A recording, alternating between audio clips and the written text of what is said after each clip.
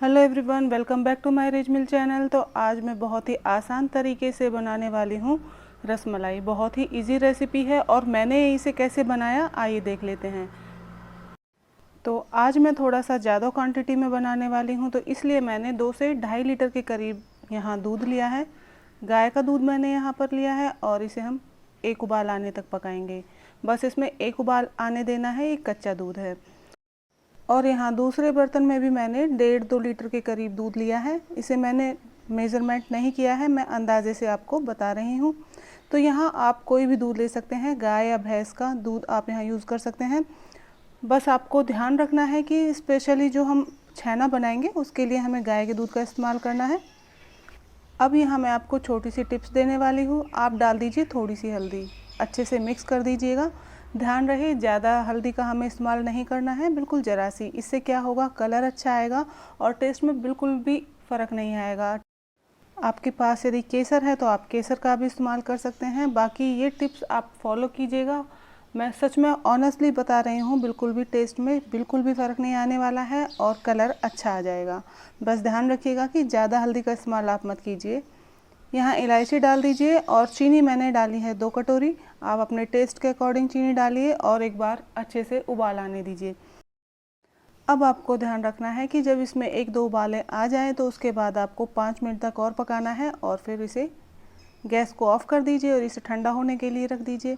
पहले इसे room temperature पर ठंडा कीजिए, उसके बाद इसे रेफ्रिजरेटर में डाल दीजिए ताकि रसमलाई के लिए रस बिल्कुल ठंडा हो जाए।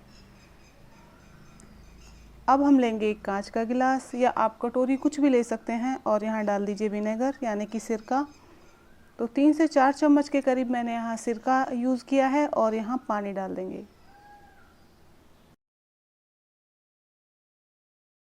आधे कप के करीब मैंने यहाँ पानी का इस्तेमाल किया है और ये सॉल्यूशन बन गया है छेना बनाने के लिए। और यहाँ देखिए, एक उबाला आने के बाद मैंने गैस को बिल्कुल बंद कर दिया था और इस तरीके से मैं चमचे से दूध को डाल रही हूँ ताकि इसका जो हीट है वो निकल जाए थोड़ी सी।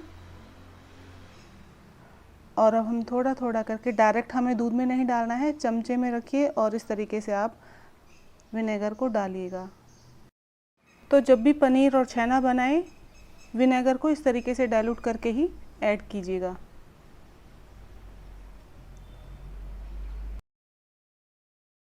और एक और टिप्स आपके लिए ये है कि जब भी आप इसे चमचे से चलाएं तो एकदम टाइटली चमचे को नहीं घुमाना है, बिल्कुल हल्के हाथों से इस तरीके से चलाइएगा। और आप यहाँ देखिए, धीरे धीरे से हमारा दूध कर्डल होने लगा है। और हमें विनेगर को तब तक डालना है जब तक कि कलर चेंज नहीं हो जाता है पानी का, मतलब कि बिल्कुल हल्के हरे रंग का नहीं हो जाता है और हमारा जो पनीर है वो एक साइड में हो जाए और पानी अलग हो जाए। अब आप यहाँ देखिएगा, धीरे धीरे ये सेपरेट होने लगा है। आप यहाँ पानी का कलर देख पा रहे होंगे।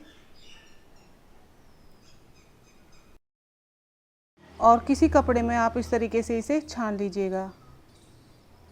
एक बार अच्छे से पानी से इसे साफ़ कर लीजिए ताकि इसमें विनेगर हमने डाला है उसका टेस्ट नहीं आए।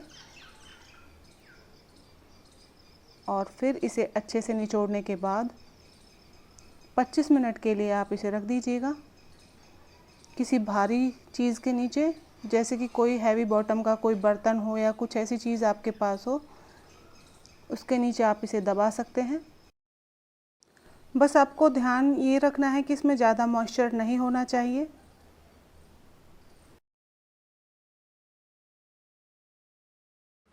आपने अगर मेरी वीडियो यहाँ तक देख ली है तो प्लीज़ लाइक शेयर सब्सक्राइब करना बिल्कुल भी मत भूलिए। बेल आइकन को प्रेस कर दीजिए ताकि मेरी वीडियो की नोटिफिकेशन आप तक पहुँच जाए और आप बिल्कुल आसान तरीके से मेरी वीडियो को देख पाएँ। और यहाँ आप देख सकते हैं बहुत अच्छा हमें छेना मिल गया है। और इस तरीके से या तो आप हाथों से मैश कर लीजिए, मुझे थोड़ी परेशानी आ रही थी क्योंकि बहुत ज़्यादा है ये, तो मैंने क्या किया, मिक्सी में इसे चला लिया बहुत जल्दी से। बिल्कुल ऐसा हो गया जैसे मक्खन होता है ना, उस तरीके का। तो आप ये इजी सी ट्रिक्स आप भी फॉलो कर सकते हैं। एक बार इस तरीके से बना कर देखिएगा, मिक्सी में चला दीजिए, बहुत जल्दी से इस तरीके का टेक्सचर हमें मिल जाता है। तो वो जो हम हाथों से इसे मैश करते हैं वो टाइम बच जाएगा। और मैं आपको एक बार इस तरीके से गोला बनाकर आपको दिखा रही हूँ। ये देखिए कितना सॉफ्ट लग रहा है ना। तो इस तरीके से आप मिक्सी में पीस लेंगे तो बहुत जल्दी से काम हो जाएगा।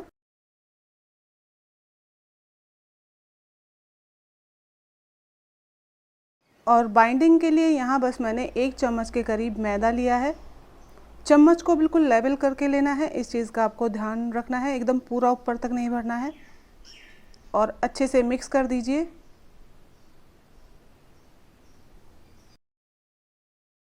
तो यहाँ अंदाजे से मैं अगर आपको बताऊँ 2 कप ये छेना है और 1 चम्मच हमने यहाँ मैदा डाला है।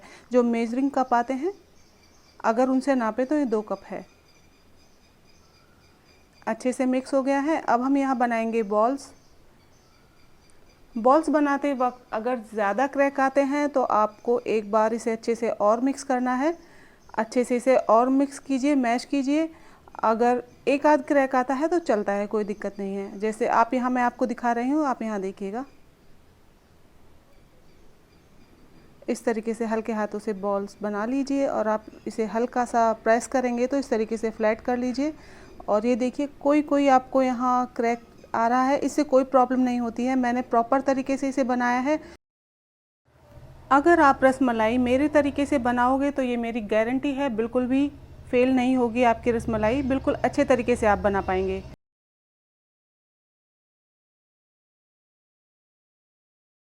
तो हल्के हाथों से बॉल्स बनाइए और हल्का सा प्रेस कर दीजिए। तो यहाँ हमने सारे पेड़े तैयार कर लिए हैं। अब बढ़ते हैं नेक्स्ट स्टेप की तरफ। यहाँ देखिए एक बर्तन में मैंने पानी और चीनी दोनों लिया है, यानी कि 6-7 गिलास के करीब आप पानी लीजिए और उसमें 2 कटोरी मीडियम साइज़ की 2 कटोरी आप यहाँ चीनी डाल दीजिए। अच्छे से उबाला आने दीजिए, जैसे यहाँ पर आप देख पा रहे हैं। और एक एक करके हम यहाँ पेड़े डालने वाले हैं। बहुत डेलिकेट होते हैं ये, तो आप सावधानी के साथ एक एक करके ही नहीं डालेगा, एक साथ इकट्ठे डालने की कोशिश मत कीजिएगा।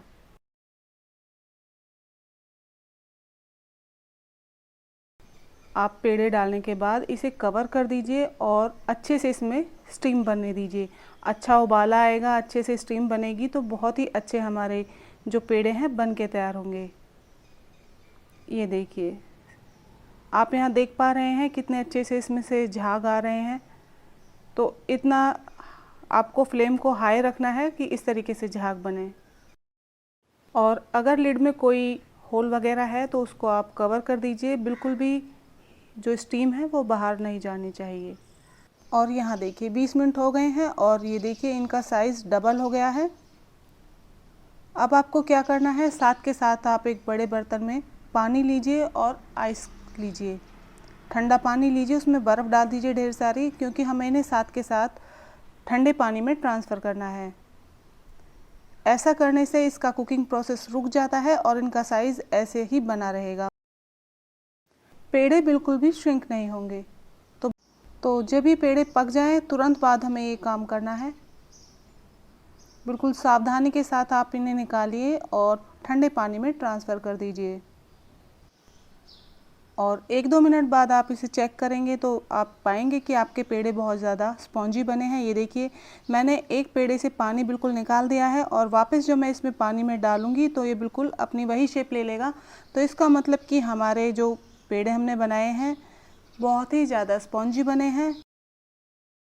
रसमलाई आप भी घर में बना सकते हैं बहुत ही आसान तरीके से और बिल्कुल भी फेल नहीं होंगे इस रेसिपी में।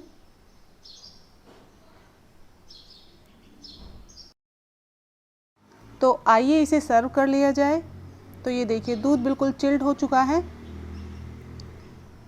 और अब हम यहाँ रसमलाई की जो पेड़े हमने बनाए हैं उन्हें डाल देंगे।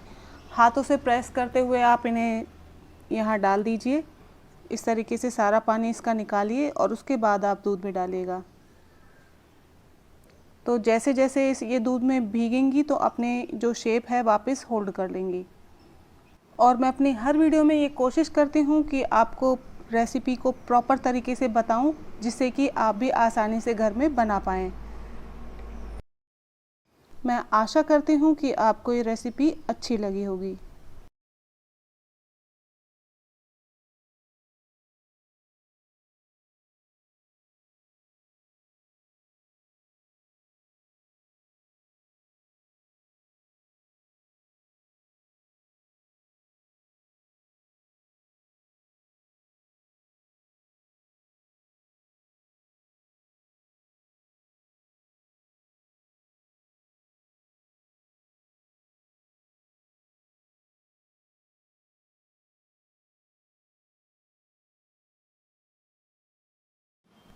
तो आप ये रेसिपी कब बना रहे हैं मुझे कमेंट ज़रूर कीजिए।